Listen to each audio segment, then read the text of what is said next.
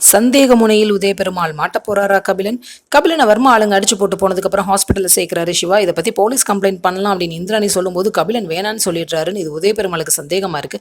சிவா கிட்ட வந்து கபிலனை பத்தி பேச வர்றாரு. சிவா கேட்கிறாரு, உங்களுக்கு எதனால அவன் பிரச்சனையில மாட்டிருப்பான்னு டவுட் வருதுன்னு கேட்க உதயபெருமாள் ரொம்ப யோசிச்சுட்டு சொல்றாரு, கபிலனுக்கு கல்யாணத்துக்கு முன்னாடியே ஒரு நாள் அவனை அரெஸ்ட் பண்றதுக்கு போலீஸ் வந்தாங்க. இப்போ அவங்க கிட்ட என்னன்னு விசாரிச்சப்போ கபிலனுக்கும் வர்மாவுக்கும் கனெக்ஷன் இருக்குதுன்னு சொன்னாங்க. அப்போ நாங்க யாருமே அதை நம்பல. அதனால உன் அக்கா போலீஸை சமாளிச்சு அனுப்பிச்சிட்டா.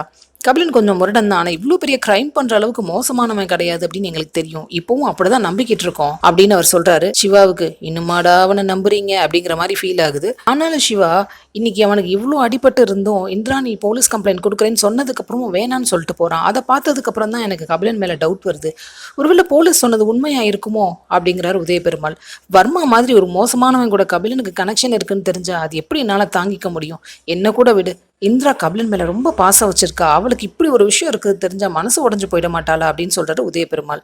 இப்படி சொல்லியே சிவாவை ஊசுப்பேத்தி கபிலனை நல்லவனா ஃப்ரேம் பண்ண பாக்குறீங்களோ மிஸ்டர் உதயபெருமாள்? வெயிட் பண்ணி பார்ப்போம் அடுத்து என்ன நடக்க போகுதுன்னு. சீரியல் அப்டேட்ஸ்க்கு எங்க சேனலை சப்ஸ்கிரைப் பண்ணுங்க. மீண்டும் அடுத்த அப்டேட்டில் சந்திப்போம்.